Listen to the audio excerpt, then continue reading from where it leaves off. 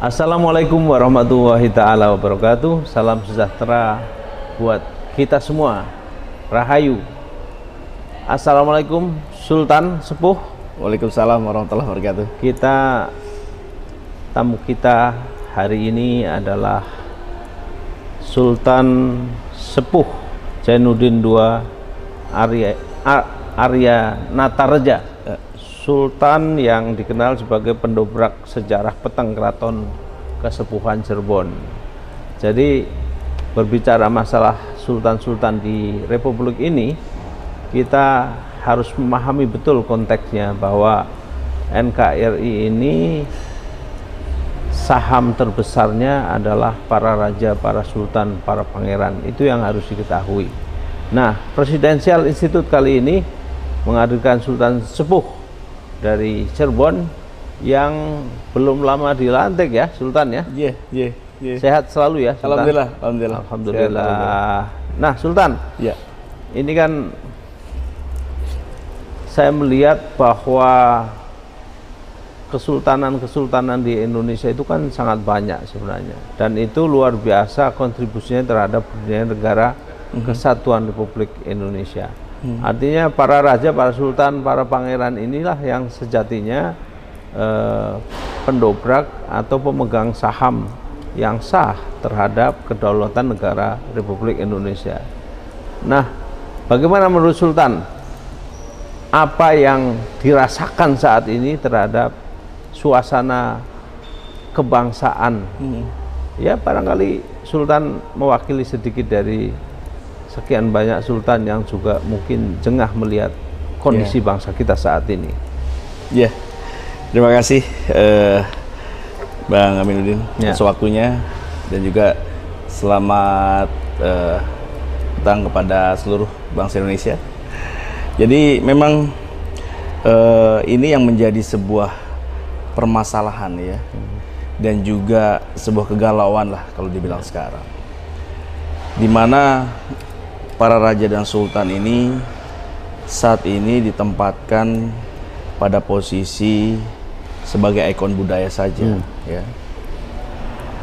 Kebetulan saya di MPBI Nasional, di Majelis Permusyawaratan Bumi Putra Indonesia, saya menjadi salah satu Dewan Presidium di sana yang menangani khusus para kerajaan, kesultanan, tanah ulayat adat dan masyarakat adat.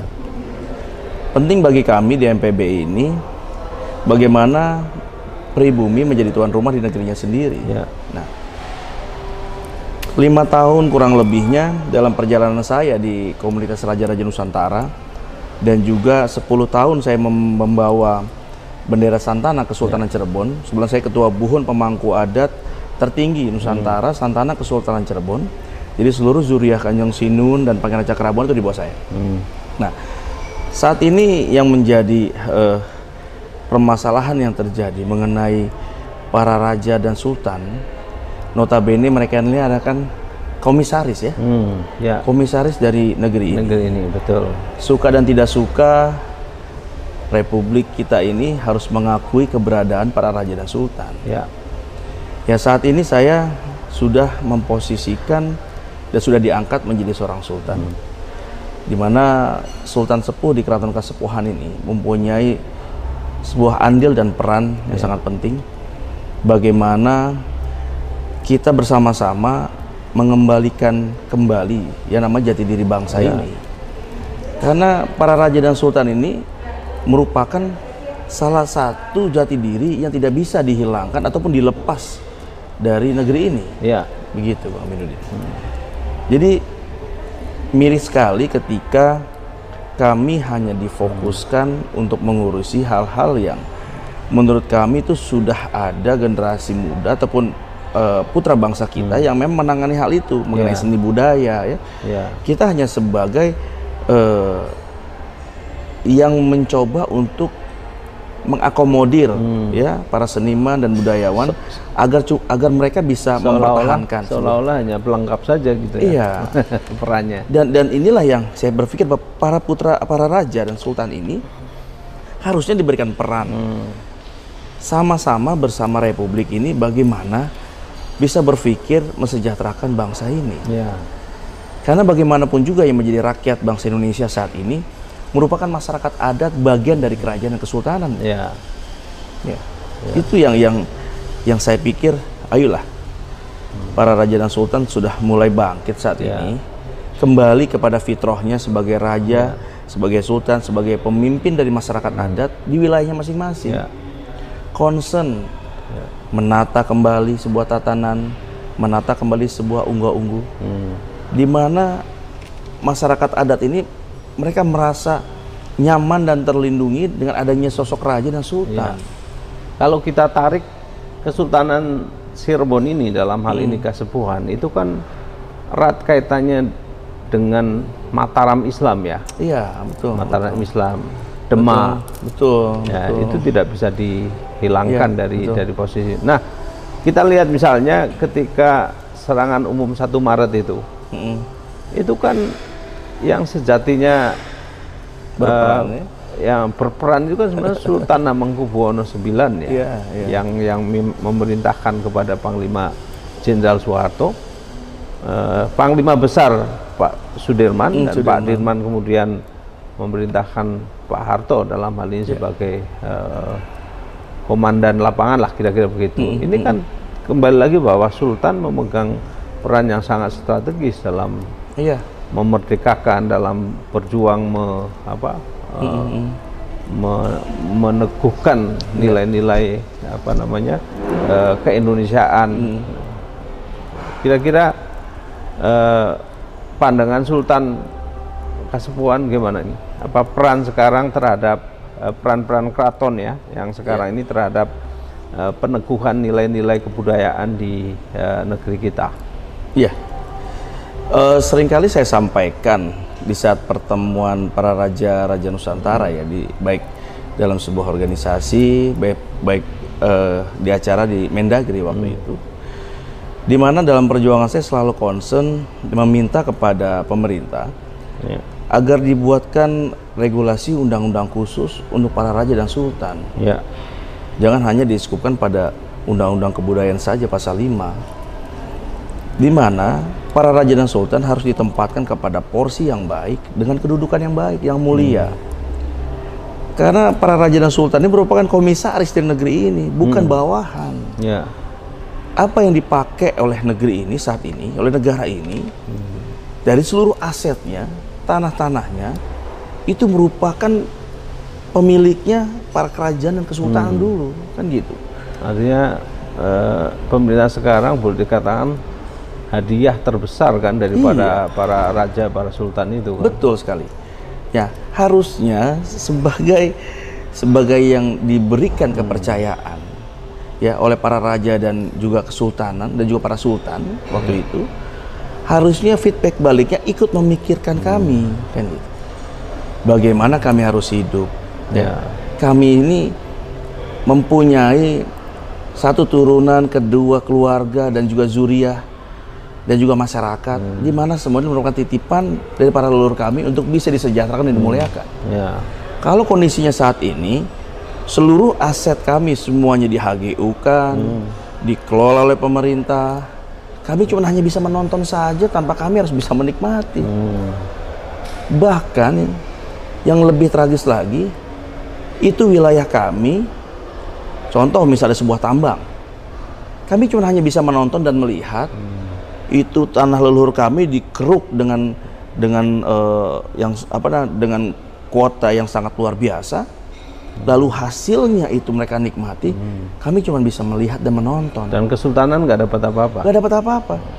Bahkan sekelas lurah saja di wilayah tersebut, dia bisa menikmati dari hasil gunung yang dikeruk itu, Gunung Kapur misalnya, yang dipakai oleh satu perusahaan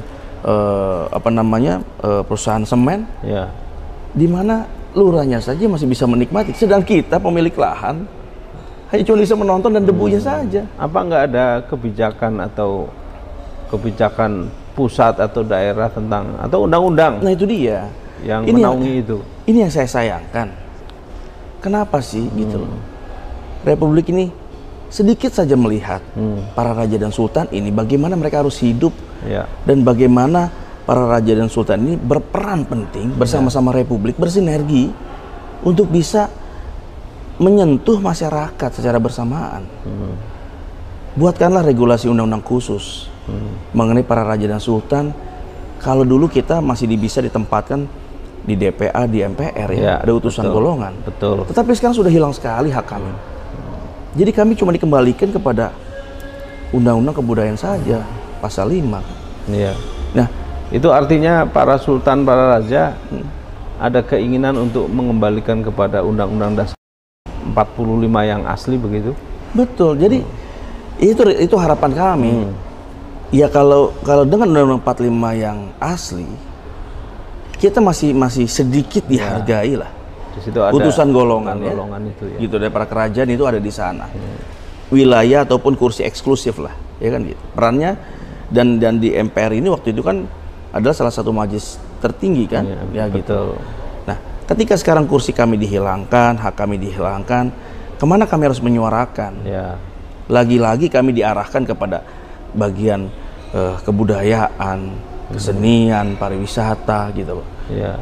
Kami ini bukan sebagai apa namanya badut budaya yang harus didandanin setiap acara seremonial, dihebat sebagai raja. Tapi ketika kita buka baju, masyarakat nggak kenal kita kok. Bukan hanya barang tontonan yang bernilai historis saja gitu. Tapi memang itu ada nilai edukasi, nilai yang harus generasi kita itu harus tahu kan, begitu kan. Betul. Sekarang kan begini, Bang Aminuddin. Ketika ada acara seremonial, disebutnya packagingnya judulnya acara kerajaan Nusantara, ya kan? Masyarakat itu tidak mendapatkan edukasi apa-apa di sana. Cuman hiburan aja. Hiburan, tontonan. Kita cuma hanya sebagai apa ya? Orang banyak yang bilang seperti tontonan budaya yang mereka juga ini maksud dan tujuannya apa. Sebuah framing terkesan raja-raja Nusantara ini ada, tetapi pada kenyataannya kami tidak dilibatkan apapun untuk berpartisipasi bersama Republik untuk bagaimana kami menyentuh masyarakat adat kami. Apalagi mengambil kebijakan. Betul. Padahal Punten Paranun ketika Kesultanan Cirebon ya, dari dulu sampai saat ini asetnya tidak pernah diserahkan kepada Belanda. Gitu loh. Dikelola secara turun-temurun. Dan kami juga para generasi sultan penerus ini ataupun para turun-turunannya yang berada memang berkecimpung di dalam keraton tidak menemukan salah satu surat wasiat bahwa seluruh aset Kesultanan Cirebon sudah diserahkan kepada Republik. Kalaupun ada bahasanya itu pernah diserahkan, diberikan mandat ataupun diberikan hibah, kami ingin tahu bunyinya gitu loh. Benar nggak? Bicara jual ada nilai transaksinya pada hitam di atas putih. Bicara hibah itu pun ada bunyinya juga, hibahnya seperti apa. Pemberian kuasa, pemberian mandat, pastinya di sana ada klausal yang namanya mengingat, menimbang dengan ketentuan bersyarat, itu udah pasti. Nah, kalau bicara foto dulu para raja berkumpul menyerahkan mandatnya kepada Bung Karno agar ini dikelola seluruh asetnya. Yang saya pun tanya adalah oke, fotonya anggap ada. Oke, tanggal bulan dan tahunnya ada. Yang saya cuma tanyakan secari kertas bunyinya, itu yang saya ingin tahu. Hitam di atas putihnya. Betul dong. Ketika kita mengingat pada teks proklamasi Undang-Undang Dasar Republik Indonesia disebut 1945, di situ ada satu tekslan yang pemindahan kekuasaan dan lain-lain. Yang kita mau tanya, pemindahan kekuasaan dari siapa ke siapa? Itu kan apakah dari kolonial ke Republik? Sedangkan kolonial saat itu tidak mengakui dia menjajah 350 tahun. Republik baru berdiri, baru nama medis 1924. 1928 Sumpah Pemuda. 45 merdeka. Di mana kolonial ini menjajah 350 tahun kepada Republik? Sedangkan Republik baru berdiri saat itu. Tetapi kalau ketika kita bilang Belanda menjajah Kesultanan Cirebon, Belanda menjajah Kesultanan Banten, mereka akui itu. Gitu loh. Nah, ini harus cerdas nih. Ini yang harus diketahui banyak orang. Saya menanyakan itu, pemindahan kekuasaan ini dari siapa ke siapa? Karena waktu itu Belanda tidak mau menerima, mungkin dituduh menjajah Republik 350 tahun. Kan gitu. Baru dia buktikan menjajah itu 47 sampai 49. Baru dia menjajah benar itu. Karena semua semua orang atau semua sultan semua itu juga waktu itu banyak yang kerjasama gitu ya. Berperang semuanya juga, kan begitu. Jadi bahkan pemerintah kolonial waktu itu menganggap orang-orang yang berjuang untuk NKRI ini dibilang pengkhianat lah, pemberontakan gitu kan. Jadi sekarang gini Bang Abudin, saya mau tanya, kita bicara logika. Apakah mungkin para raja dan sultan menyerahkan bulat-bulat seluruh asetnya kepada republik? Kita saja, kalau saat ini kita punya banyak harta lah, ada seseorang datang ke kita ingin membangun sebuah kota yang sangat canggih dan modern, kita ada di dalamnya di sana tinggal, lalu dia minta dukungan kepada kita. Apakah mungkin semua hartanya kita kasih semua, tanpa kita harus memikirkan anak cucu kita hidupnya bagaimana? Ini harus menjadi pertanyaan dasar. Apakah mungkin para raja dan sultan menyerahkan bulat-bulat seluruh asetnya saat itu kepada Bung Karno, sedangkan mereka ini punya anak, sedangkan istrinya nggak satu waktu itu para raja, anaknya tersebar di seluruh Nusantara dan harus dihidupi. Istrinya lebih dari satu ya. Kalau sultan masih satu kan? Alhamdulillah masih satu. Satu di Cirebon, satu di Jakarta gitu. Satunya di mana lagi? Lalu raja-raja dimanapun lah, raja-raja waktu itu kan memang banyak selir yang terkenal ya. Banyak Permaisuri satu, jadi Garwo Ampilnya banyak gitu kan. Betul. Oke, harapan Sultan terhadap pemahaman sejarah kesultanan ini untuk para milenial kita apa ini? Barangkali bisa teman-teman milenial, pemuda, aktivis itu bisa memahami bahwa kesultanan, kerajaan itu punya peran yang luar biasa terhadap terbentuknya negeri ini. Iya, pastinya saya harap generasi muda saat ini harus sudah mulai mempelajari yang namanya sejarah jati diri bangsa ini, kan? Republik Indonesia ketika tidak ada raja-raja Nusantara, tidak ada kesultanan, tidak ada kerajaan, maka apa yang harus dilihat dari jati dirinya? Kan gitu. Nah, dengan sejarah masa lalu adanya kerajaan dan kesultanan di bumi Nusantara ini menjadi sebuah hasanah besar dari bangsa ini. Berbagai macam suku, berbagai macam bahasa, ini kita tidak pernah bisa hilangkan. Walaupun saat ini keberadaan raja-raja Nusantara dan kesultanan ini ada beberapa yang ingin mencoba untuk menghilangkan itu, tetapi kami tidak bisa dihilangkan. Kenapa itu? Karena seluruh bangsa Indonesia ini ketika menyadari dirinya kembali kepada suku wilayahnya. Yang orang Sunda merasa suku Sunda, yang Jawa merasa suku Sunda. Jadi mau dihilangkan bagaimana? Yang Betawi dengan bangga dengan suku Betawinya, Dayak bangga dengan suku Dayaknya. Jadi mau bagaimanapun status kerajaan dan kesultanan ingin dihilangkan dari negeri ini, maka tidak akan pernah bisa. Ketika kita bertanya kepada diri kita masing-masing, asal dari mana kita? Seperti itu. Pentingnya para putra bangsa, penerus, harus benar-benar belajar dan mau memahami asal muasal negeri ini atau bangsa ini berdiri. Seperti itu. Terus dengan melihat kelakuan ya, dalam tanda petik para punggawa negeri ini sekarang yang banyak aneh-aneh gitu. Mulai dari para pembantu presiden, para pengusaha yang mengeksplor sembarangan tanah-tanah adat atau segala macam itu bagaimana itu? Satu hal yang harus dipahami dan juga harus diingat, negeri ini tidak pernah lepas yang namanya dari rahmat karuhun dan karma dari leluhur, dari leluhur ya, karuhun atau leluhur.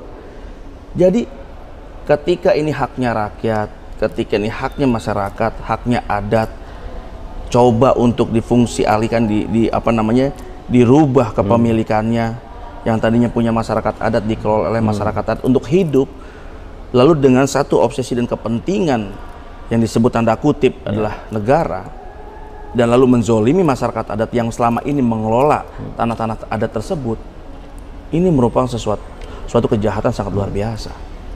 Dengan cara-cara yang seolah-olah untuk rakyat tetapi bukan untuk rakyat. Dan kejahatan itu harus dilawan kan?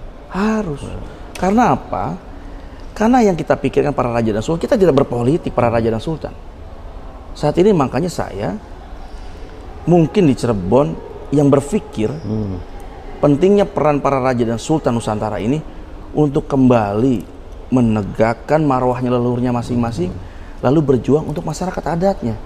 Bagaimana cara berjuangnya? Itu menyelamatkan seluruh tanah ulayat adatnya agar tidak mudah dikuasai oleh asing dan juga oleh investor.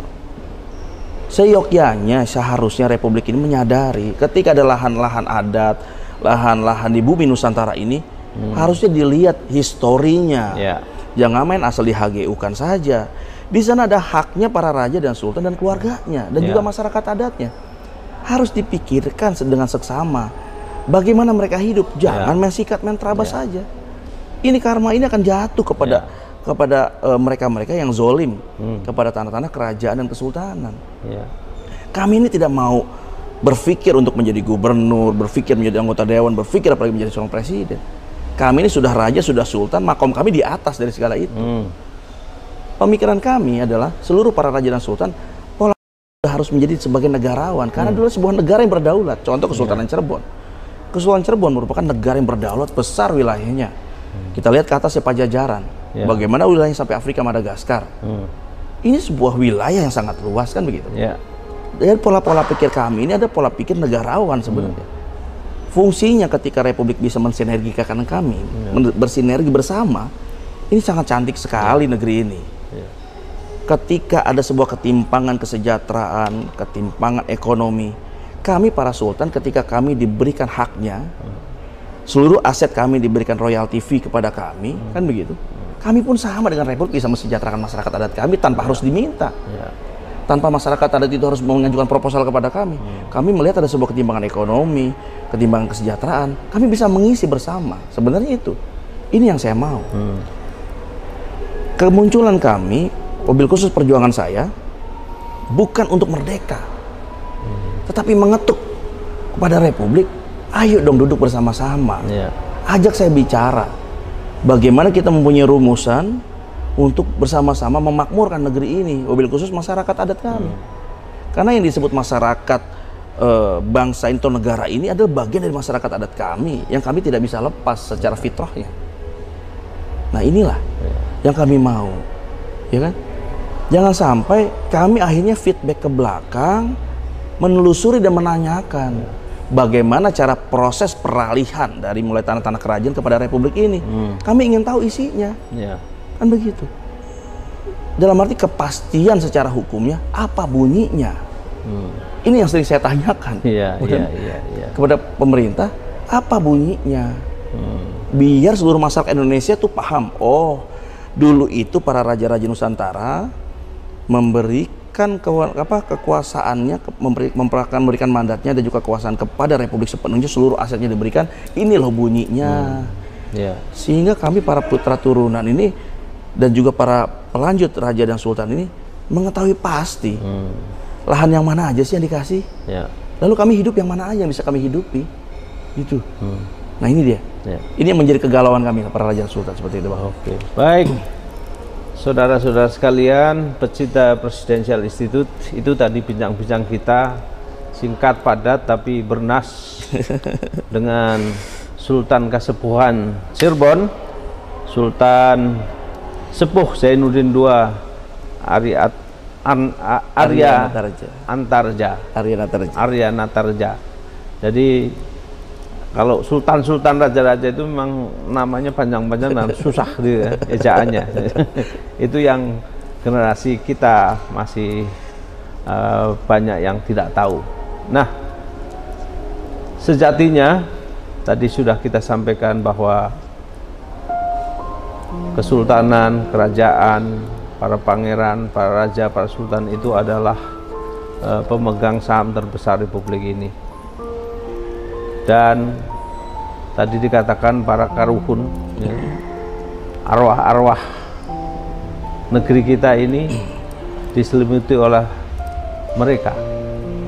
Jadi tidak boleh sembarangan dengan tanah-tanah leluhur yang sejatinya mereka ikut menjaga negara kesatuan Republik Indonesia. Karena mereka berkontribusi terhadap negara ini. Jadi ketika mereka melihat anak cucunya terzolimi, pasti mereka juga ikut marah. Jadi yang harus diingat adalah bahwa negeri ini adalah negeri yang dikaruniai Tuhan dengan segudang kekayaan yang luar biasa. Harus dikelola kekayaan itu untuk kemakmuran rakyatnya. Pesan dari para wali yang secara eksplisit, bumi Indonesia adalah bumi para wali, para raja, para sultan. Itu saja podcast kali ini, mudah-mudahan bermanfaat untuk kita semua. Wassalamualaikum warahmatullahi wabarakatuh.